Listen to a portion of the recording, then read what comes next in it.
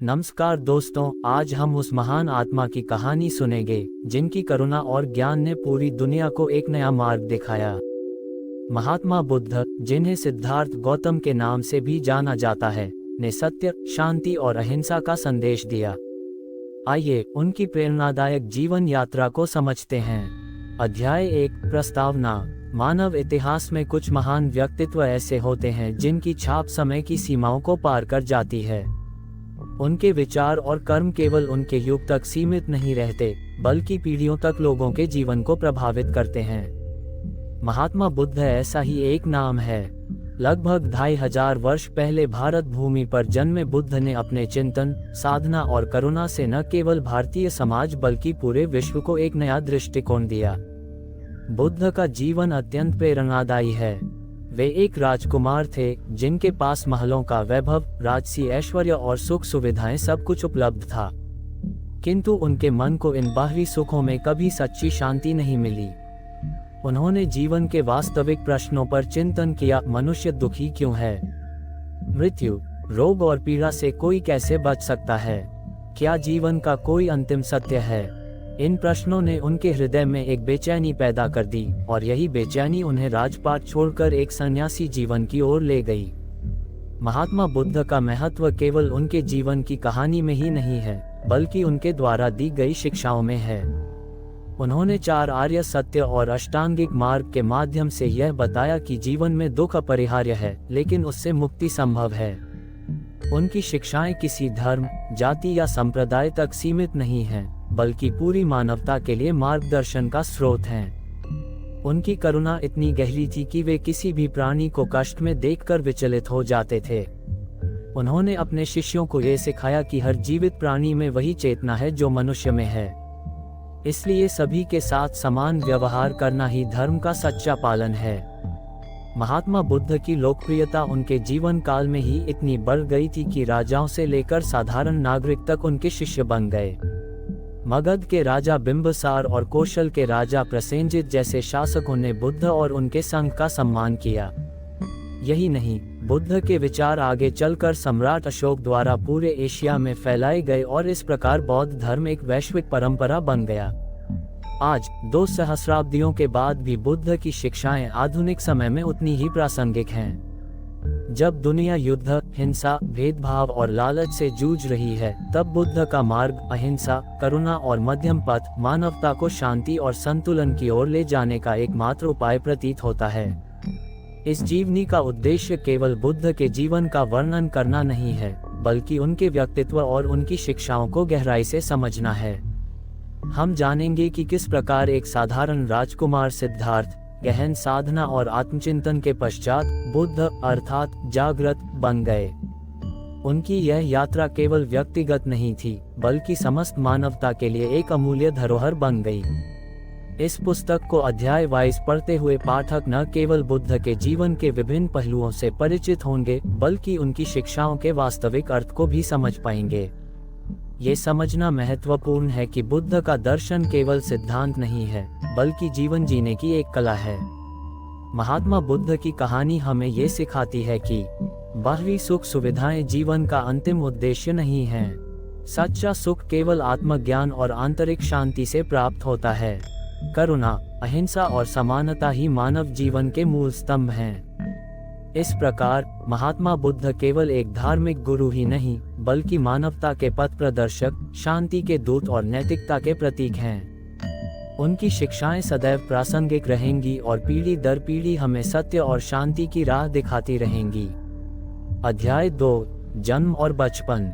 महात्मा बुद्ध का वास्तविक नाम सिद्धार्थ गौतम था। उनका जन्म लगभग 563 बीसी में कपिलवस्तु राज्य, जो कि वर्तमान नेपाल के लुम्बिनी क्षेत्र में हुआ था। उनके पिता का नाम शुद्धोधन था, जो शाक्य गणराज्य के राजा थे। उनकी माता का नाम माया देवी था। सिद्धार्थ का जन्म स्वयं में कई रहस्यमयी और पवित्र घटनाओं से जुड़ा हुआ है। माया देवी का स्वप्न। कहा जाता है कि जन्म से कुछ समय पहले रानी माया देवी ने एक अद्भुत स्वप्न देखा।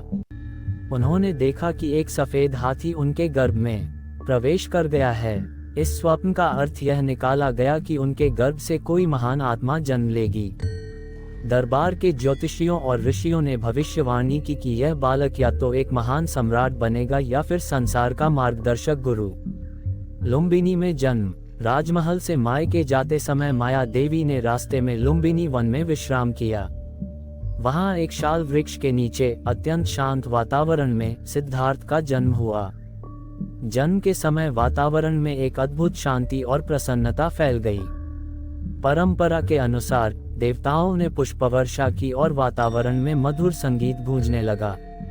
सिद्धार्थ का जन्म सामान्य नहीं था, यह मान्यता थी कि यह एक दिव्य घटना थी जो आने वाले समय में मानवता को एक नए मार्ग पर ले जाने वाली थी। नामकरण और भविष्यवाणी।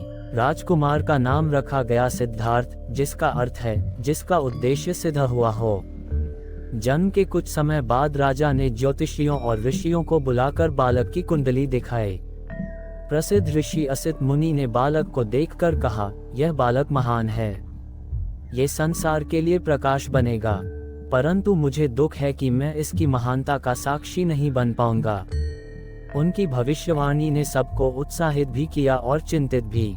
राजा शुद्धोधन चाहते थे कि सिद्धार्थ आगे चलकर एक महान सम्राट बने, इसलिए उन्होंने उन्हें जीवन की कठिनाइयों से दूर रखने का निश्चय किया। बाल्यकाल की संवेदनशीलता। सिद्धार्थ बचपन से ही अत्यंत संवेदनशील, दयालु और जिज्ञासु थे। वे प्राणियों के प्रति करुणा रखते थे। जब भी वे किसी को पीड़ा में देखते, उनका मन व्याकुल हो उठता। कहा जाता है कि एक बार वे बगीचे में खेल रहे थे। वहां उन्होंने देखा कि एक पक्षी कीड़ा पकड़कर खा रहा है और उसी समय एक बाज उस पक्षी पर झपट पड़ा। ये दृश्य देखकर वे गहराई से सोच में पड़ गए कि जीवन में सभी जीव एक दूसरे को दुख देते रहते हैं। उनके मन में प्रश्न उठा, क्या ये संसार इसी दुख और संघर्ष से भरा है? शिक्षा और परवरिश। राजा शुद्धोधन ने सिद्धार्थ को सर्वोत्तम शिक्षा दिलाई। उन्होंने शास्त्र, युद्ध कला, राजनीति, संगीत और विभिन्न कलाओं का अध्ययन किया। वे हर विषय में निपुण हुए, परंतु उनके स्वभाव में करुणा और चिंतन अधिक प्रबल था। जहां अन्य राजकुमार युद्ध और शक्ति प्रदर्शन में आनंद लेते थे, वहीं सिद्धार्थ ध्यान, अध्ययन और प्रकृति के बीच समय बिताना पसंद करते थे। उनका हृदय हमेशा ये जानने के लिए उत्सुक रहता कि जीवन का वास्तविक उद्देश्य क्या है। कोमल स्वभाव और करुणा। सिद्धार्थ के स्वभाव की एक विशेषता थी उनकी गहरी करुणा। एक बार वे अपने साथियों के साथ खेती देखने गए। वहां उन्होंने देखा कि किसान हल चला रहा है और जमीन से बाहर आए कीड़े पक्षियों द्वारा खाए जा रहे हैं। ये देखकर उनके मन में गहरा दुख हुआ। उन्होंने समझा कि जीवन दुखों से भरा है और हर प्राणी इस दुख से मुक्ति चाहता है। ये करुणा और संवेदनशीलता उनके बचपन से ही उनके व्यक्तित्व की नींव बन गई थी। अध्याय 3। राजकुमार सिद्धार्थ। राजा शुद्धोधन ने सिद्धार्थ को 3 महलों में रखा, एक ग्रीष्मकाल के लिए, एक शीतकाल के लिए और एक वर्षा ऋतु के लिए। इन महलों में हर प्रकार की भव्यता और सुख सुविधाएं उपलब्ध थीं। नृत्य, संगीत, स्वादिष्ट भोजन, खेल कूद, मनोरंजन, सब कुछ वहां था। राजा चाहते थे कि सिद्धार्थ का मन कभी भी जीवन की कठोरता और दुखों की ओर न जाए। लेकिन सिद्धार्थ का हृदय इन सब विलासिताओं से उबने लगा। उन्हें लगता था कि यह सब क्षणिक है और इनमें वास्तविक शांति नहीं मिल सकती। सिद्धार्थ की जिज्ञासाएं। सिद्धार्थ के मन में हमेशा यही प्रश्न उठते रहते, जीवन का वास्तविक उद्देश्य क्या है? मनुष्य दुखी क्यों है? क्या मृत्यु के बाद भी कुछ है? क्या इस दुख से मुक्ति संभव है? ये प्रश्न महलों की दीवारों को पार कर उनके हृदय को मथते रहते। अध्याय 4 दृश्य और गृह त्याग। राजकुमार सिद्धार्थ का जीवन महलों में वैभव और ऐश्वर्य से भरा था, किंतु उनके मन में उठते प्रश्न उन्हें भीतर ही भीतर बेचैन कर रहे थे। राजा शुद्धोधन ने जितना हो सके सिद्धार्थ को संसार के दुखों से दूर रखने का प्रयास किया, परंतु सत्य को लंबे समय तक छिपाया नहीं जा सका। एक दिन सिद्धार्थ ने रथ चालक चन्ना से कहा कि वे महल से बाहर जाना चाहते हैं। यद्यपि राजा ने बाहर जाने पर रोक लगा रखी थी, पर सिद्धार्थ की जिज्ञासा के आगे चन्ना को मानना पड़ा। महल से बाहर जाते समय उन्होंने 4 दृश्य देखे जिन्होंने उनके जीवन की दिशा बदल दी। पहला दृश्य, वृद्ध व्यक्ति। सिद्धार्थ अपने रथ पर सवार होकर महल से बाहर निकले। उन्होंने पहली बार एक वृद्ध व्यक्ति देखा जिसकी देह झुकी हुई थी, बाल सफेद हो चुके थे और वह कांपते हुए चल रहा था। सिद्धार्थ ने चन्ना से पूछा, ये व्यक्ति ऐसा क्यों है? ये कब हुआ? चन्ना ने कहा, राजकुमार, हर मनुष्य एक दिन वृद्ध होता है। युवावस्था सदा नहीं रहती। ये सुनकर सिद्धार्थ स्तब्ध रह गए। उन्हें लगा कि वे स्वयं भी एक दिन ऐसे ही वृद्ध हो जाएंगे। दूसरा दृश्य, रोगी व्यक्ति। अगले दिन वे फिर बाहर निकले और उन्होंने एक बीमार व्यक्ति देखा। वह पीड़ा से कराह रहा था। उसका शरीर कमजोर और असहाय था। सिद्धार्थ ने फिर पूछा, यह क्या है? क्यों यह व्यक्ति इतना दुखी है? चन्ना ने उत्तर दिया, राजकुमार, ये रोग है। हर मनुष्य कभी न कभी रोग से पीड़ित होता है। कोई भी इससे बच नहीं सकता। सिद्धार्थ के हृदय में करुणा उमड़ आई। उन्होंने पहली बार अनुभव किया कि स्वास्थ्य भी स्थायी नहीं है। तीसरा दृश्य, मृत व्यक्ति। एक और दिन जब वे बाहर निकले, उन्होंने एक मृत व्यक्ति को देखा। 4 लोग उसे कंधों पर ले जा रहे थे। पीछे उसका परिवार रो रहा था। सिद्धार्थ ने चन्ना से प्रश्न किया, यह क्या हो रहा है? चन्ना ने उत्तर दिया, राजकुमार, यह मृत्यु है। हर जीवित प्राणी को एक दिन मरना ही पड़ता है। सिद्धार्थ हिल गए। उन्हें लगा जैसे जीवन का आधार ही डगमगा गया हो। यदि मृत्यु निश्चित है, तो फिर मनुष्य इस जीवन के मोह में क्यों बंधा रहता है? चौथा दृश्य, सन्यासी। फिर एक दिन उन्होंने एक सन्यासी को देखा। वह साधारण वस्त्र पहने था। उसके पास कोई धन संपत्ति नहीं थी, परंतु उसके चेहरे पर अजीब सी शांति और संतोष झलक रहा था। सिद्धार्थ ने चन्ना से पूछा, ये कौन है? ये दुखी क्यों नहीं लगता? चन्ना ने कहा, ये सन्यासी है। इसने संसार के मोह को त्याग दिया है और सत्य की खोज में निकला है। ये दृश्य सिद्धार्थ के हृदय में गहराई तक उतर गया। उन्हें लगा कि यही मार्ग है, सत्य और मुक्ति की खोज का मार्ग। आंतरिक संघर्ष। अब सिद्धार्थ के भीतर का द्वंद्व और गहरा हो गया। वे जानते थे कि महल में उन्हें सब सुख मिल सकता है, किंतु ये सुख अस्थायी हैं। मृत्यु, रोग और वृद्धावस्था से कोई नहीं बच सकता। उन्हें लगा कि जब तक वे इस दुख के रहस्य का समाधान नहीं खोजेंगे, तब तक उनका जीवन अधूरा है। राहुल का जन्म, अंतिम मोह। इसी समय यशोधरा ने एक पुत्र को जन्म दिया। उसका नाम रखा गया राहुल। ये समाचार सुनकर सिद्धार्थ के मन में 2 भाव उमड़े। 1, पुत्र का मोह और पिता बनने की खुशी। 2, और यह विचार कि अब यह एक और बंधन है जो उन्हें सत्य की खोज से रोक सकता है। कहा जाता है कि उन्होंने मन ही मन कहा, राहुल, तुम मेरे बंधन हो। महान निर्णय, गृह त्याग। एक रात सिद्धार्थ ने महल की नींद में डूबी हुई स्थिति देखी। यशोधरा और बालक राहुल सो रहे थे।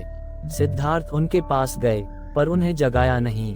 वे जानते थे कि यदि उन्होंने एक बार पुत्र को गोद में उठा लिया, तो वे कभी जा नहीं पाएंगे। उन्होंने चुपचाप अपना रथ तैयार कराया और चन्ना के साथ महल से बाहर निकल पड़े। नगर के द्वार पर पहुंचकर उन्होंने अपने आभूषण, राजसी वस्त्र और तलवार उतार दी। उन्होंने चन्ना को वापस भेज दिया और स्वयं साधु का वेश धारण कर लिया। इस प्रकार राजकुमार सिद्धार्थ, जो सब सुख सुविधाओं से युक्त थे, सत्य और मुक्ति की खोज में गृहत्यागी सन्यासी बन गए। अध्याय 5, कठोर तपस्या और ज्ञान की खोज। गृहत्याग के बाद राजकुमार सिद्धार्थ अब साधक सिद्धार्थ बन चुके थे। उन्होंने सांसारिक वैभव और मोह त्याग दिया था, लेकिन उनके सामने प्रश्न अभी भी वही थे, दुख का कारण क्या है और इससे मुक्ति का मार्ग क्या है। इस प्रश्न का उत्तर पाने के लिए वे निकल पड़े एक कठिन और गहन साधना की ओर। साधकों और गुरुओं की तलाश। गृहत्याग के पश्चात सिद्धार्थ सबसे पहले ऐसे गुरुओं की तलाश में गए जो उन्हें जीवन और आत्मा के गहरे रहस्यों का ज्ञान दे सकें। 1, आलार कालाम। सिद्धार्थ ने सबसे पहले आलार कालाम नामक गुरु से ध्यान और समाधि की विद्या सीखी। वे इतने कुशल साधक बने कि शीघ्र ही अपने गुरु के स्तर तक पहुंच गए। आलार कालाम ने उन्हें अपना उत्तराधिकारी बनाने की इच्छा भी जताई, लेकिन सिद्धार्थ को लगा कि यह अभी अंतिम सत्य नहीं है। यहाँ शांति तो है, पर मुक्ति का पूर्ण मार्ग नहीं। 2, उद्रक रामपुत्र। इसके बाद सिद्धार्थ उद्रक रामपुत्र नामक तपस्वी के पास पहुँचे। वहाँ उन्होंने और गहन ध्यान और समाधि का अभ्यास किया। वे वहां भी शीघ्र ही निपुण हो गए, किंतु यहाँ भी उन्हें वही अनुभूति हुई, यह अवस्था भी स्थायी नहीं है और दुख से मुक्ति का मार्ग अभी अधूरा है। इस प्रकार उन्होंने महसूस किया कि केवल ध्यान और समाधि से जीवन के परम प्रश्नों का उत्तर नहीं मिल सकता। कठोर तपस्या की शुरुआत। अब सिद्धार्थ ने सोचा कि शायद शरीर को कष्ट देकर भोग विलास से पूर्ण विरक्ति करके सत्य तक पहुंचा जा सकता है। वे उरुविला बोधगया के समीप चले गए और 5 अन्य साधुओं के साथ कठोर तपस्या प्रारंभ कर दी। उन्होंने वर्षों तक अन्न जल का त्याग कर दिया। कभी कभी वे केवल एक दाना चावल खाते, कभी हफ्तों तक भूखे रहते। उनका शरीर इतना दुर्बल हो गया कि केवल हड्डियां और चमड़ी बची। लोग उन्हें देखकर द्रवित हो जाते, किंतु सिद्धार्थ ने तपस्या जारी रखी, ये सोचकर कि शायद इसी से सत्य की प्राप्ति हो जाएगी। अनुभव। कठोर तपस्या का असफल होना। कई वर्षों की कठोर तपस्या के बाद भी सिद्धार्थ को वह शांति और ज्ञान नहीं मिला जिसकी वे खोज कर रहे थे। उनका शरीर इतना कमजोर हो चुका था कि मृत्यु के कगार पर पहुंच गए। एक दिन उन्हें लगा, यदि शरीर ही नष्ट हो जाएगा तो ज्ञान की प्राप्ति कैसे होगी। शरीर साधन है, बाधा नहीं। उन्हें समझ आया कि न तो अत्यधिक भोग और न ही अत्यधिक तपस्या, दोनों ही मार्ग सही नहीं हैं। सत्य की प्राप्ति के लिए मध्यम मार्ग आवश्यक है। सुजाता का खीर प्रसंग। इसी समय एक ग्रामीण कन्या सुजाता ने सिद्धार्थ को देखा। वह उन्हें साधु समझकर दूध चावल खीर का प्रसाद लेकर आए। सिद्धार्थ ने वर्षों बाद भोजन स्वीकार किया और उनका शरीर धीरे धीरे स्वस्थ होने लगा। ये घटना उनके जीवन में महत्वपूर्ण थी। उन्हें ये स्पष्ट हो गया कि अत्यधिक कठोरता से नहीं, बल्कि संतुलन और मध्यम मार्ग से ही ज्ञान प्राप्त किया जा सकता है। बोधगया की ओर। अब सिद्धार्थ ने संकल्प लिया कि जब तक उन्हें सत्य की प्राप्ति नहीं होगी, तब तक वे ध्यान से नहीं उठेंगे। वे बोधगया के समीप निरंजना नदी के किनारे गए और एक पीपल वृक्ष, जो आगे चलकर बोधि वृक्ष कहलाया, के नीचे आसन जमाकर बैठ गए। उन्होंने दृढ़ निश्चय किया, जब तक मैं जीवन और दुख का रहस्य नहीं जान लूंगा, तब तक चाहे मृत्यु ही क्यों न हो जाए, मैं ध्यान से नहीं उठूंगा। मार का प्रलोभन और परीक्षा। जब सिद्धार्थ गहन ध्यान में लीन हुए, तब उनकी साधना की शक्ति देखकर मार यानी कि मोह और अज्ञान का प्रतीक विचलित हो गया। मार ने उन्हें रोकने के लिए कई प्रयास किए, भयानक रूप दिखाकर भय उत्पन्न किया, अप्सराओं को भेजकर काम वासना जगाने की कोशिश की, तूफान, अंधकार और प्रलोभन के दृश्य रचे। लेकिन सिद्धार्थ अडिग रहे। उनका मन न विचला, न डगमगाया। अंततः मार पराजित हुआ और सिद्धार्थ का ध्यान और गहरा हो गया। ज्ञान की प्राप्ति। लंबे समय तक ध्यान में लीन रहने के बाद सिद्धार्थ को जीवन का परम सत्य प्राप्त हुआ। 1. उन्होंने जाना कि दुख का कारण तृष्णा यानी कि इच्छा और लालसा है। 2. दुख से मुक्ति संभव है यदि तृष्णा का अंत किया जाए। 3. इस मुक्ति का मार्ग है अष्टांगिक मार्ग। ये था वह क्षण जब सिद्धार्थ ने अज्ञान के अंधकार को तोड़ दिया और ज्ञान के प्रकाश में प्रवेश किया। वे अब केवल सिद्धार्थ नहीं रहे, वे बन गए बुद्ध अर्थात जागृत। अब इस अध्याय का एक नजर निष्कर्ष देख लेते हैं। कठोर तपस्या और गहन साधना की इस यात्रा ने सिद्धार्थ को यह सिखाया कि न तो भोग का मार्ग सही है, न ही अत्यधिक कष्ट का मार्ग। सच्चा मार्ग है मध्यम मार्ग, जिसमें संतुलन और करुणा है। बोधि वृक्ष के नीचे प्राप्त ये ज्ञान केवल सिद्धार्थ का व्यक्तिगत अनुभव नहीं था, बल्कि पूरी मानवता के लिए शाश्वत संदेश बन गया। अध्याय 6 धर्मचक्र प्रवर्तन प्रथम उपदेश। बोधगया के पीपल वृक्ष के नीचे जब सिद्धार्थ ने ज्ञान प्राप्त किया, तब उनके चेहरे पर अद्भुत शांति, करुणा और तेज झलक रहा था। लेकिन अब उनके सामने एक नया प्रश्न खड़ा था, क्या इस गहन ज्ञान को लोगों तक पहुंचाना चाहिए? क्या साधारण मनुष्य इसे समझ पाएगा? ज्ञान प्राप्ति के बाद बुद्ध कई दिनों तक मौन रहे। वे सोचते रहे कि यह सत्य इतना गहरा और कठिन है कि क्या लोग इसे समझ भी पाएंगे। अधिकांश लोग भोग विलास, मोह और अज्ञान में डूबे रहते हैं। उन्हें लगा कि शायद ये ज्ञान बताना व्यर्थ होगा। लेकिन तभी उनको एक सपना आया जिसमें उससे ये बोला गया कि आपकी यह अमृतवाणी केवल आपके लिए नहीं है, बल्कि पूरी मानवता के लिए है। कुछ लोग ऐसे भी होंगे जिनका मन निर्मल है और जो इसे समझ पाएंगे। ये सुनकर बुद्ध ने निर्णय लिया कि वे अपने ज्ञान को छिपाएंगे नहीं, वे इसे संसार के कल्याण के लिए प्रकट करेंगे। बुद्ध ने सबसे पहले सोचा कि जिन 5 तपस्वियों ने उनके साथ तपस्या की थी और बाद में उन्हें छोड़कर चले गए थे, वे इस ज्ञान को ग्रहण करने के योग्य होंगे। वे सारनाथ, वाराणसी के निकट स्थित ऋषिपतन मृगदाव पहुंचे, जहां वे 5 तपस्वी रहते थे।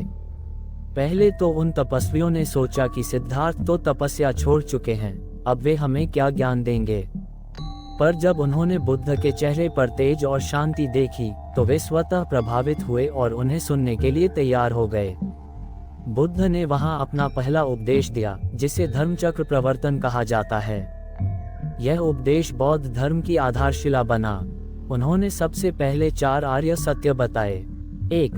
दुख का सत्य। जीवन दुखमय है। जन्म, वृद्धावस्था, रोग, मृत्यु, ये सभी दुख हैं।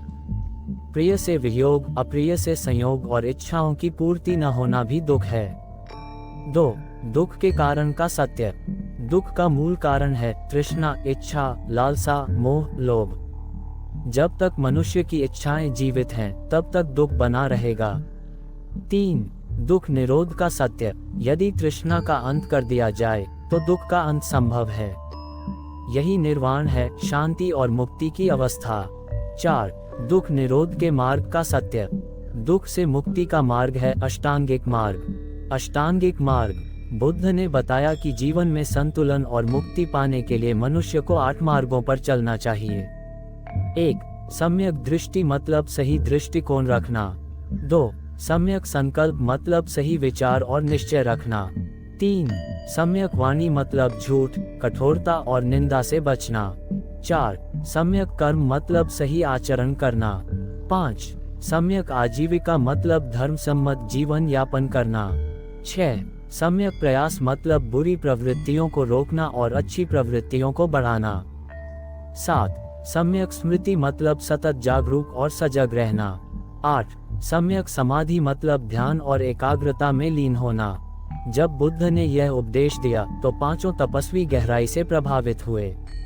उन्होंने बुद्ध से दीक्षा ली और उनके पहले शिष्य बने। इस प्रकार बौद्ध संघ की शुरुआत हुई। धर्मचक्र का आरंभ। सारनाथ में दिया गया यह उपदेश केवल एक उपदेश नहीं था, बल्कि यह धर्म के नए चक्र का आरंभ था। इसी कारण इसे धर्मचक्र प्रवर्तन कहा गया, अर्थात धर्म का चक्र घुमाना। बुद्ध की करुणा और सरलता। बुद्ध का उपदेश किसी जटिल तर्क या दार्शनिक भाषा में नहीं था। वे सरल शब्दों में, उदाहरणों और कथाओं के माध्यम से लोगों को समझाते थे। वे कहते थे, जैसे समुद्र में सब नदियां आकर एक हो जाती हैं, वैसे ही मेरे धर्म में सब एक होकर दुख से मुक्त हो सकते हैं। अध्याय 7, बौद्ध संघ की स्थापना और प्रचार यात्रा। सारनाथ में प्रथम उपदेश देने के बाद बुद्ध के 5 तपस्वी शिष्य बन गए। यही से बौद्ध धर्म के इतिहास का एक नया अध्याय आरंभ हुआ। अब बुद्ध केवल एक साधक नहीं रहे, बल्कि एक गुरु और धर्म प्रवर्तक बन गए। उनकी शिक्षाएं लोगों के बीच तेजी से फैलने लगीं। बौद्ध संघ की स्थापना। बुद्ध ने देखा कि उनके विचारों को समाज में स्थायी रूप से फैलाने के लिए एक संगठित संस्था की आवश्यकता है। इसलिए उन्होंने अपने शिष्यों का एक समूह बनाया, जिसे संघ कहा गया। ये संघ किसी जाति, धर्म, वर्ग या लिंग तक सीमित नहीं था। इसमें कोई भी व्यक्ति, राजा हो या गरीब, ब्राह्मण हो या शूद्र, शामिल हो सकता था। संघ का उद्देश्य था बुद्ध की शिक्षाओं का प्रचार करना और स्वयं भी मुक्ति की ओर अग्रसर होना। बुद्ध ने अपने संघ के लिए कुछ नियम भी बनाए। संघ के सदस्य भिक्षा पर जीवन यापन करेंगे। वे संयम, करुणा और अहिंसा का पालन करेंगे। वे किसी भी स्थान पर स्थायी रूप से नहीं रहेंगे, बल्कि भ्रमणशील रहेंगे। ये संघ आगे चलकर बौद्ध धर्म के प्रचार का मुख्य आधार बना। संघ की स्थापना के बाद बुद्ध और उनके शिष्य विभिन्न नगरों और ग्रामों में जाने लगे। वे लोगों को सरल भाषा में जीवन का सत्य समझाते। 1. राजगृह, मगध की राजधानी। बुद्ध सबसे पहले राजगृह पहुंचे। वहां के राजा बिंबिसार पहले से ही बुद्ध के गुणों से प्रभावित थे। उन्होंने बुद्ध और संघ को सम्मानपूर्वक आमंत्रित किया। राजा बिंबिसार ने बुद्ध की शिक्षाएं सुनकर उन्हें अपने राज्य में रहने और धर्म प्रचार करने का आमंत्रण दिया। उन्होंने बुद्ध को बांसाराम यानी कि वेलुवन विहार भेंट किया, जो आगे चलकर संघ का प्रमुख केंद्र बना। 2. श्रावस्ती कोशल राज्य की राजधानी। यहाँ के राजा प्रसेनजित भी बुद्ध के अनुयायी बने। श्रावस्ती के व्यापारी अनाथपिंडिक ने बुद्ध और संघ के लिए एक विशाल उद्यान खरीदा और वहां जेतवन विहार का निर्माण कराया। ये स्थान बुद्ध के प्रवचनों का महत्वपूर्ण केंद्र बना। 3. वैशाली। वैशाली के लोग भी बुद्ध से गहराई से प्रभावित हुए। यहाँ उन्होंने स्त्रियों को संघ में प्रवेश की अनुमति दी, जिससे बौद्ध धर्म और व्यापक हो गया। बुद्ध का उपदेश लोगों के हृदय को छू जाता था, क्योंकि वे किसी विशेष जाति या धर्म के बंधन में नहीं था। वे कहते थे, हर मनुष्य समान है, कर्म ही मनुष्य को महान या तुच्छ बनाता है, जन नहीं। करुणा, अहिंसा और सत्य का पालन ही सच्चा धर्म है। इन विचारों ने समाज में नई चेतना जगाई। विशेषकर शूद्र और दलित वर्ग के लोग, जो ब्राह्मणवादी व्यवस्था से पीड़ित थे, बुद्ध के मार्ग पर चलने लगे। बौद्ध भिक्षुओं का जीवन। संघ के सदस्य भिक्षु कहलाते थे। उनका जीवन अत्यंत सादा होता था। वे केवल 3 वस्त्र रखते थे। वे भिक्षा पात्र के सहारे भोजन करते थे। वे प्रतिदिन भिक्षा मांगते और जो भी भोजन मिलता उसी से संतोष करते। वे रात को पेड़ों के नीचे या विहारों में रहते। भिक्षुओं का पूरा जीवन अनुशासन, ध्यान और करुणा पर आधारित था। प्रचार का विस्तार। बुद्ध ने अपने जीवन के 45 वर्षों में लगातार यात्राएं की। उन्होंने उत्तरी भारत के लगभग सभी प्रमुख नगरों में धर्म का प्रचार किया। उनकी शिक्षाएं तेजी से फैलने लगीं और हजारों लोग संघ में शामिल हो गए। यहाँ तक कि अमीर व्यापारी, बड़े राजा और यहाँ तक कि साधारण किसान तक बुद्ध के अनुयायी बन गए। स्त्रियों का संघ में प्रवेश। शुरुआत में बुद्ध ने स्त्रियों को संघ में प्रवेश की अनुमति नहीं दी थी, लेकिन उनकी दाई मां महाप्रजापति गौतमी और कई अन्य स्त्रियों ने आग्रह किया। अंततः बुद्ध ने वैशाली जिले से उन्हें भी अनुमति दी और भिक्षुणी संघ की स्थापना हुई। यह उस समय की सामाजिक व्यवस्था के लिए क्रांतिकारी कदम था। बुद्ध का उद्देश्य केवल धर्म की स्थापना करना नहीं था। वे चाहते थे कि लोग अपने भीतर झांकें और दुख के कारण को समझकर मुक्ति की ओर बढ़ें। उनका धर्म किसी ईश्वर पूजा या यज्ञ पर आधारित नहीं था, बल्कि आचरण और अनुभव पर आधारित था। अध्याय 8। बुद्ध के प्रमुख उपदेश और दर्शन। महात्मा बुद्ध केवल एक धार्मिक गुरु नहीं थे, बल्कि एक ऐसे दार्शनिक और समाज सुधारक भी थे, जिनकी शिक्षाओं ने भारतीय समाज और विश्व को गहराई से प्रभावित किया। उनके उपदेश जीवन की वास्तविकताओं पर आधारित थे और हर व्यक्ति के लिए सुलभ और व्यवहारिक थे। बुद्ध का दर्शन केवल सिद्धांत नहीं, बल्कि एक जीवन पद्धति है। प्रतीत्यस्मुत्पाद यानी कि परस्पर निर्भरता का सिद्धांत। बुद्ध ने बताया कि यह संसार परस्पर कारण और परिणाम से बना है। कुछ भी स्वतंत्र रूप से अस्तित्व में नहीं है। हर चीज किसी दूसरी चीज पर निर्भर है। उदाहरण के लिए, बीज के बिना पौधा नहीं होता। अज्ञान के कारण तृष्णा उत्पन्न होती है। तृष्णा के कारण दुख पैदा होता है। इस प्रकार जब अज्ञान और तृष्णा का अंत हो जाता है, तो दुख भी समाप्त हो जाता है। अनात्मवाद, निरात्मा का सिद्धांत। बुद्ध ने आत्मा के स्थायी अस्तित्व को नकारा। उनका कहना था, जो भी हम यानी कि मैं कहते हैं, वह केवल पंचस्कंध यानी कि रूप, वेदना, संज्ञा, संस्कार, विज्ञान का समूह है। इन पंचस्कंधों का मेल ही व्यक्ति है, और जब ये बिखर जाते हैं तो व्यक्ति का अस्तित्व समाप्त हो जाता है। अर्थात कोई स्थायी आत्मा नहीं है। बुद्ध ने बताया कि संसार की हर वस्तु अनित्य है, यानी कि सब कुछ नश्वर है। शरीर, भावनाएं, विचार, वस्तुएं सब बदलते रहते हैं। जब मनुष्य इस सत्य को स्वीकार कर लेता है, तो वह मोह माया से मुक्त हो जाता है। बुद्ध का सबसे बड़ा संदेश था करुणा। वे कहते थे, जैसे माँ अपने इकलौते पुत्र की रक्षा करती है, वैसे ही साधक को सब जीवों के प्रति करुणा रखनी चाहिए। उन्होंने हिंसा, पशु बलि और युद्ध का विरोध किया। उनकी शिक्षा थी कि हर जीवित प्राणी समान है। बुद्ध ने कहा कि मनुष्य अपने कर्मों का निर्माता है। अच्छे कर्म अच्छे फल देते हैं, बुरे कर्म बुरे परिणाम लाते हैं। यही कर्म चक्र जन्म मरण के चक्र को बनाए रखते हैं। निर्वाण प्राप्त करने पर यह चक्र टूट जाता है। निर्वाण का अर्थ है तृष्णा और अज्ञान की आग को बुझा देना। यह कोई स्वर्ग या स्थान नहीं, बल्कि एक अवस्था है जिसमें मनुष्य दुख और मोह से मुक्त होकर शांति प्राप्त करता है। बुद्ध का व्यवहारिक दृष्टिकोण। बुद्ध ने यज्ञ, मंत्र, ब्राह्मणवाद और ईश्वरवाद को अस्वीकार किया। वे कहते थे, मनुष्य अपने कर्मों और विचारों से महान बनता है, न कि अपने जन्म से। उनका धर्म आचरण और अनुभव पर आधारित था, न कि अंधविश्वास पर। अब इस अध्याय का एक नजर निष्कर्ष देख लेते हैं। बुद्ध के उपदेशों ने समाज को एक नई दिशा दी। उन्होंने समानता, करुणा और अहिंसा का मार्ग दिखाया। उन्होंने ये सिखाया कि दुख से मुक्ति किसी पूजा या बलिदान से नहीं, बल्कि आत्मसंयम और सही आचरण से मिलती है। उनका दर्शन आज भी उतना ही प्रासंगिक है, क्योंकि यह केवल धार्मिक शिक्षा नहीं, बल्कि जीवन जीने की कला है। अध्याय 9, बुद्ध के शिष्य और अनुयायी। महात्मा बुद्ध का व्यक्तित्व और उनकी शिक्षाएं इतनी प्रभावशाली थीं कि धीरे धीरे हर वर्ग, हर समुदाय और हर राज्य के लोग उनके अनुयायी बनने लगे। बुद्ध ने अपने जीवन काल में एक बड़ा और सशक्त संघ खड़ा किया, जिसमें साधारण गृहस्थ, व्यापारी, स्त्रियां, किसान, राजा और यहाँ तक कि ब्राह्मण विद्वान भी शामिल हुए। उनके शिष्य ही आगे चलकर बौद्ध धर्म के प्रचारक बने। प्रमुख शिष्य। बुद्ध के शिष्यों में कई महान व्यक्तित्व हुए, जिनके योगदान से बौद्ध धर्म विश्व भर में फैल सका। 1. आनंद। आनंद बुद्ध के चचेरे भाई थे। वे बुद्ध के निजी सेवक और सबसे घनिष्ठ शिष्य बने। उनकी स्मरण शक्ति अद्भुत थी। बुद्ध के उपदेशों को उन्होंने कंठस्थ कर लिया और बाद में सुत्त पिटक यानी कि बौद्ध ग्रंथों का हिस्सा के निर्माण में अहम भूमिका निभाई। 2. सारिपुत्र। सारिपुत्र बुद्ध के प्रमुख शिष्य और महान दार्शनिक थे। वे तर्क और विश्लेषण में अद्वितीय माने जाते थे। बुद्ध उन्हें धर्म सेनापति कहते थे। 3.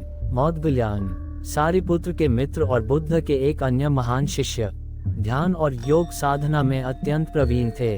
उन्हें अद्भुत अलौकिक शक्तियां प्राप्त थीं। 4. महाकश्यप। तपस्या और सादगी में श्रेष्ठ। बुद्ध के महापरिनिर्वाण के बाद प्रथम संघ परिषद का नेतृत्व इन्हीं ने किया। इन्हें ध्यान साधना का आचार्य माना जाता है। 5. उपासक और उपासिका। बुद्ध ने गृहस्थ अनुयायियों और स्त्री अनुयायियों को भी धर्म में स्थान दिया। इस प्रकार संघ केवल भिक्षुओं तक सीमित न रहकर समाज के हर वर्ग तक पहुंच गया। राजाओं का समर्थन। बुद्ध की शिक्षाओं से कई राजघराने प्रभावित हुए। 1. राजा बिंबिसार, जो कि मगध के राजा थे, बुद्ध के बड़े समर्थक और अनुयायी बने। उन्होंने बुद्ध और संघ को वेलुवन विहार भेंट किया। 2. राजा प्रसेनजित, जो कि कौशल देश के राजा थे। श्रावस्ती के राजा ने बुद्ध का सम्मान किया और धर्म के प्रचार में सहयोग दिया। 3. राजा उदयन और अन्य गणराज्य। कई छोटे गणराज्यों और नगरों ने भी बुद्ध के विचारों को अपनाया। राजाओं के सहयोग से बौद्ध धर्म को सामाजिक और राजनीतिक आधार मिला। बुद्ध के शिष्य भारत के विभिन्न क्षेत्रों में धर्म का प्रचार करने लगे। कुछ उत्तर भारत में, कुछ मध्य भारत में, कुछ नेपाल और सीमा क्षेत्रों में भी पहुंचे। संघ के अनुशासन और सरल शिक्षाओं ने लोगों को आकर्षित किया। अध्याय 10, राजाओं और जनसाधारण पर बुद्ध का प्रभाव। महात्मा बुद्ध केवल एक साधक या दार्शनिक ही नहीं रहे, बल्कि एक सामाजिक क्रांतिकारी भी थे। उनकी शिक्षाओं ने तत्कालीन समाज को गहराई से प्रभावित किया। बुद्ध के विचार इतने सरल और सार्वभौमिक थे कि उन्हें राजा से लेकर साधारण किसान तक हर कोई स्वीकार कर सका। ये प्रभाव ही था जिसने बौद्ध धर्म को भारतीय उपमहाद्वीप में व्यापक आधार प्रदान किया। बुद्ध के प्रभाव से समाज में कई सकारात्मक परिवर्तन आए। 1. समानता की भावना से। जातिवाद की जंजीरों को तोड़कर लोगों को बराबरी का संदेश मिला। 2. अहिंसा का प्रसार से। पशुबलि और हिंसा का विरोध हुआ। 3. करुणा और सेवा से। बुद्ध ने सिखाया कि सच्चा धर्म दूसरों के दुख को समझना और उन्हें मदद करना है। 4. नैतिक जीवन का प्रचार से। चोरी, झूठ, हिंसा और मद्यपान का त्याग करने का उपदेश दिया गया। अध्याय 11, बुद्ध का दैनिक जीवन। 1. प्रातः काल की दिनचर्या। बुद्ध प्रातः बहुत जल्दी उठते थे। प्रातः उठकर वे थोड़ी देर ध्यान और चिंतन करते। 2. भिक्षाटन।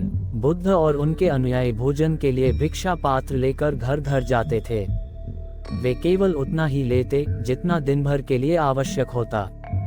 वे कभी किसी से विशेष आग्रह नहीं करते थे, जो कुछ श्रद्धा से मिलता उसी से संतोष करते। 3. पूर्वाहन का समय। भिक्षा ग्रहण करने के बाद बुद्ध अपने शिष्यों को धर्मोपदेश देते।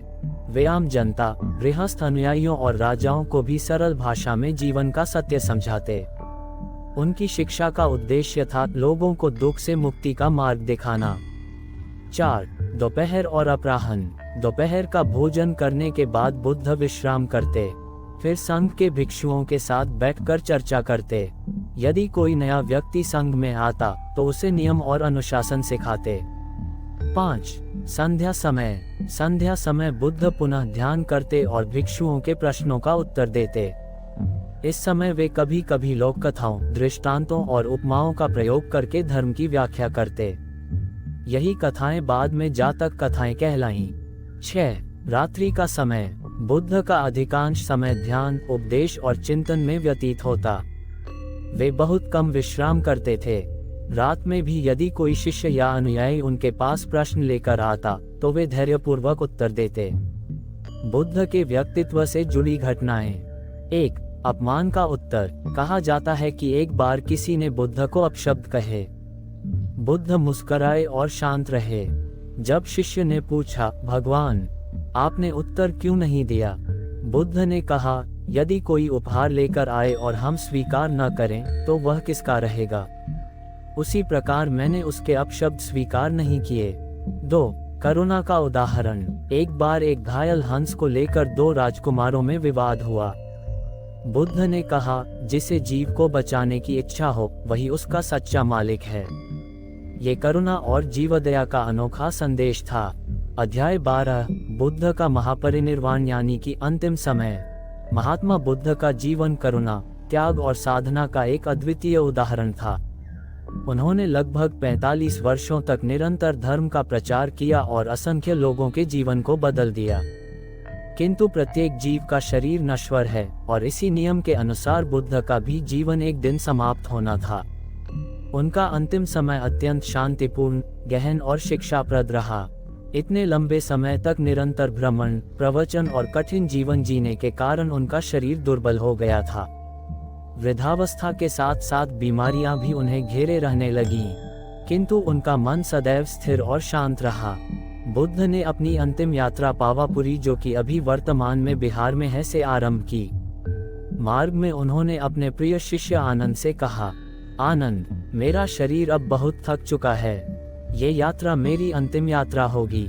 अंततः वे उत्तर प्रदेश के कुशीनगर पहुँचे। वहीं उन्होंने महापरिनिर्वाण को प्राप्त करने का निर्णय किया। एक कारीगर चुंड नामक व्यक्ति ने उन्हें भोजन अर्पित किया। यह उनका अंतिम भोजन था। भोजन करने के बाद उनका स्वास्थ्य और बिगड़ गया, किंतु उन्होंने चुंड को दोषी न मानने और उसे पुण्य का भागी कहा। शिष्यों के साथ अंतिम संवाद। कुशीनगर पहुंचकर बुद्ध साल वृक्षों के नीचे विश्राम करने लगे। उन्होंने अपने शिष्यों को बुलाया और अंतिम उपदेश दिया। उनका ये संदेश अत्यंत महत्वपूर्ण था। सभी संयोगी वस्तुएं नाशवान हैं। परिश्रम और सजगता से अपना मार्ग पूरा करो। उन्होंने अपने शिष्यों को समझाया कि उनके बाद भी धर्म और विनय यानी कि संघ का अनुशासन ही उनका मार्गदर्शक होगा। आनंद, जो बचपन से ही बुद्ध के साथ थे, अत्यंत दुखी हो गए। उन्होंने कहा, भगवान, आपके बिना हम सब अंधकार में डूब जाएंगे। बुद्ध ने उन्हें सांत्वना दी और कहा, आनंद, रो मत, मैंने जो धर्म और मार्ग बताया है वही तुम सबके लिए प्रकाश रहेगा। महापरिनिर्वाण। साल वृक्षों के नीचे बुद्ध दाहिनी करवट लेट गए। उनके चारों ओर शिष्य मौन खड़े रहे। गहन शांति छा गई। धीरे धीरे उन्होंने समाधि की अवस्थाओं को पार किया और अंत में महापरिनिर्वाण को प्राप्त हुए। उस समय उनकी आयु लगभग 80 वर्ष थी। पूरा संघ शोक और करुणा से भर गया, किंतु साथ ही उनके उपदेशों की स्मृति ने सभी को धैर्य दिया। महापरिनिर्वाण का महत्व। महापरिनिर्वाण का अर्थ है अंतिम मुक्ति। ये केवल शरीर का अंत नहीं, बल्कि पुनर्जन्म के चक्र से पुनर्तः मुक्त होना है। बुद्ध ने अपने जीवन से यह सिद्ध कर दिया कि मनुष्य दुख और मृत्यु से परे जा सकता है। बुद्ध के महापरिनिर्वाण के बाद उनके शरीर का अंतिम संस्कार किया गया। उनकी अस्थियां 8 भागों में विभाजित की गईं और विभिन्न राज्यों के राजाओं ने उन्हें स्तूपों में स्थापित कराया। आगे चलकर यही स्तूप बौद्ध धर्म के प्रमुख तीर्थ स्थल बन गए। शिष्यों पर प्रभाव। बुद्ध के जाने के बाद उनके शिष्य पहले दुखी हुए, लेकिन फिर उन्होंने उनके उपदेशों को याद किया। महाकश्यप ने संघ का नेतृत्व संभाला। आज के समय में महत्व। बुद्ध का महापरिनिर्वाण हमें ये सिखाता है कि मृत्यु कोई अंत नहीं, बल्कि एक नई अवस्था है। उनका अंतिम उपदेश, सब वस्तुएं नश्वर हैं, सजग रहो, आज भी जीवन का सबसे बड़ा सत्य है। उन्होंने दिखाया कि सच्ची शांति केवल आत्मज्ञान और करुणा में है, न कि भौतिक वस्तुओं में। अध्याय 13, बुद्ध की शिक्षाओं का प्रसार और संघ का विस्तार। महात्मा बुद्ध ने अपने जीवन काल में केवल उपदेश ही नहीं दिए, बल्कि उन्होंने एक ऐसा संगठन, संघ भी बनाया, जिसने उनकी शिक्षाओं को व्यवस्थित रूप से आगे बढ़ाने का कार्य किया। बुद्ध के महापरिनिर्वाण के बाद यही संघ उनके विचारों और सिद्धांतों को विश्व के कोने कोने तक ले गया।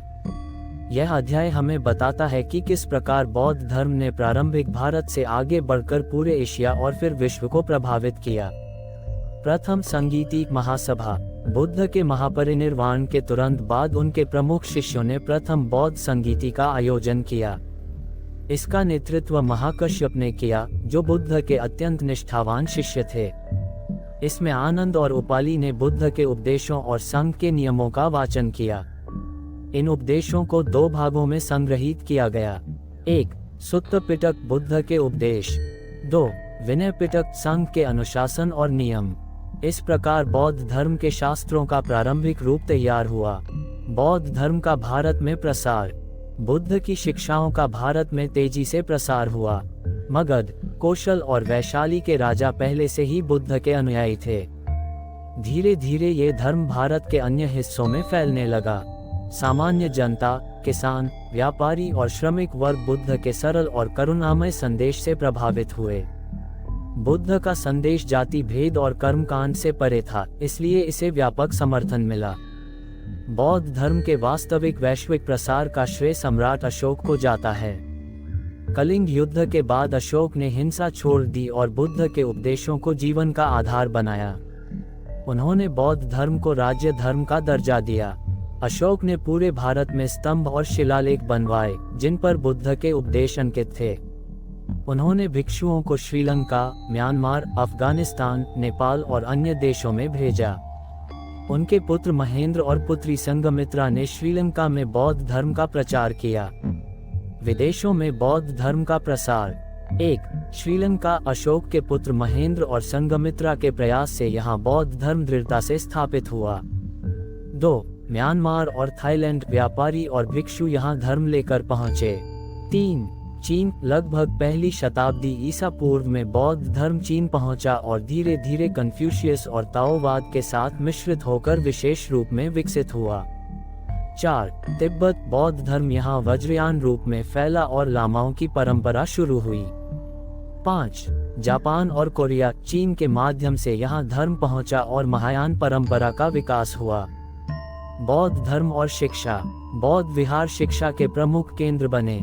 नालंदा, विक्रमशिला और तक्षशिला जैसे विश्वविद्यालय बौद्ध परंपरा से जुड़े। यहाँ केवल धर्म ही नहीं, बल्कि चिकित्सा, गणित, ज्योतिष और साहित्य की भी शिक्षा दी जाती थी।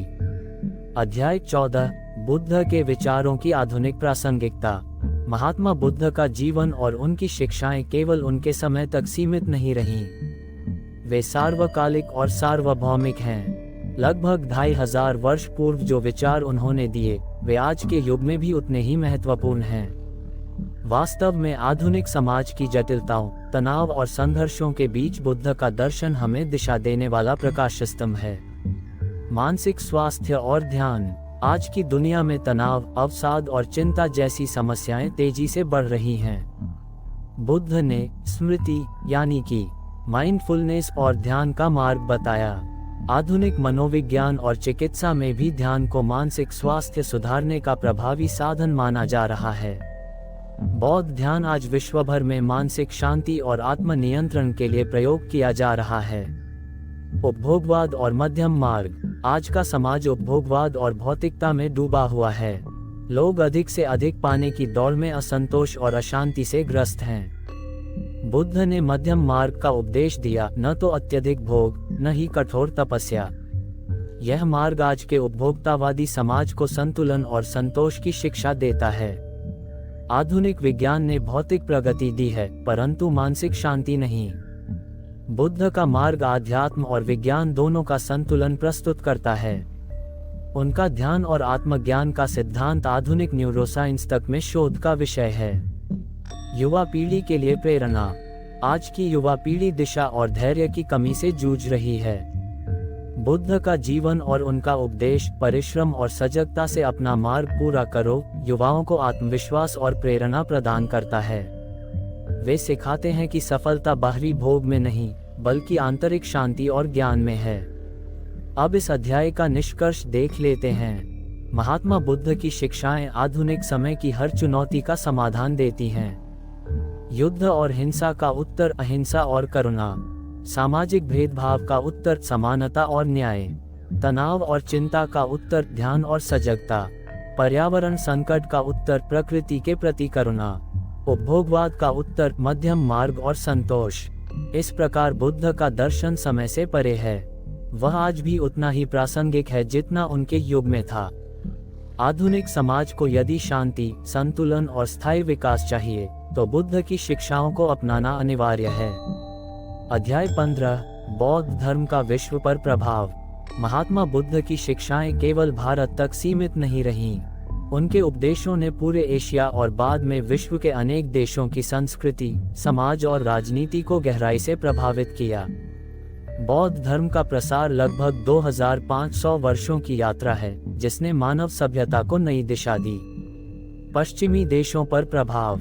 19वीं शताब्दी में जब यूरोपीय विद्वानों ने बौद्ध ग्रंथों का अध्ययन किया, तब पश्चिम में बुद्ध की शिक्षाओं की लोकप्रियता बढ़ी। अमेरिका और यूरोप में बौद्ध ध्यान और माइंडफुलनेस को मानसिक शांति और स्वास्थ्य के लिए अपनाया गया। आज पश्चिमी समाज में बौद्ध दर्शन जीवन जीने का एक विकल्प माना जाता है। कला और संस्कृति पर प्रभाव। बौद्ध धर्म ने विश्व की कला और स्थापत्य को नई दिशा दी। भारत में सांची स्तूप, अजंता एलोरा की गुफाएं बौद्ध कला के महान उदाहरण हैं। चीन में गुफा चित्रकला और विशाल बुद्ध प्रतिमाएं बनी। जापान में पगोड़ा और मंदिर स्थापत्य बौद्ध धर्म से प्रेरित है। नालंदा और तक्षशिला विश्वविद्यालय में दूर दूर से विद्यार्थी आते थे। चीन और तिब्बत के भिक्षु भारत आकर यहाँ से शिक्षा लेकर अपने देशों में ले गए। इस प्रकार एशिया की सांस्कृतिक एकता में बौद्ध धर्म ने बड़ी भूमिका निभाई। अध्याय 16, निष्कर्ष और बुद्ध का अमर संदेश। महात्मा बुद्ध का जीवन और उनका दर्शन केवल उनके युग तक सीमित नहीं रहा, बल्कि आने वाली पीढ़ियों के लिए एक अमर संदेश बन गया। लगभग 2500 वर्षों के बाद भी उनकी वाणी आज उतनी ही जीवंत और प्रासंगिक है। बुद्ध ने मानव जीवन के मूल प्रश्नों का समाधान सरल और व्यवहारिक ढंग से प्रस्तुत किया। सिद्धार्थ से बुद्ध बनने की यात्रा ये दिखाती है कि हर मनुष्य में सत्य और ज्ञान प्राप्त करने की क्षमता होती है। राजमहल का वैभव, तपस्या का कठोर मार्ग और अंततः मध्यम पथ का अनुसरण, ये जीवन की संतुलन साधना है। बुद्ध का जीवन हमें ये सिखाता है कि सच्चा सुख भीतर से आता है, बाहरी वस्तुओं से नहीं। महात्मा बुद्ध का जीवन और उपदेश अमर हैं। उन्होंने दिखाया कि कोई भी मनुष्य अपनी साधना और विवेक से ज्ञान प्राप्त कर सकता है। उनकी शिक्षाएं धर्म की सीमाओं से परे हैं और पूरी मानवता के लिए हैं। बुद्ध का संदेश है, करुणा अपनाओ, अहिंसा का मार्ग चुनो, समानता और न्याय को स्वीकारो, आत्मनिर्भर बनो, वर्तमान क्षण में जियो। यही वह अमर संदेश है जो बुद्ध को विश्वगुरु बनाता है। इस प्रकार हमारी यह महात्मा बुद्ध की जीवनी अब पूर्ण हुई। अब आपसे अलविदा लेने का समय आ गया है। ऐसे ही स्टोरीज के लिए हमारे साथ बने रहें। धन्यवाद।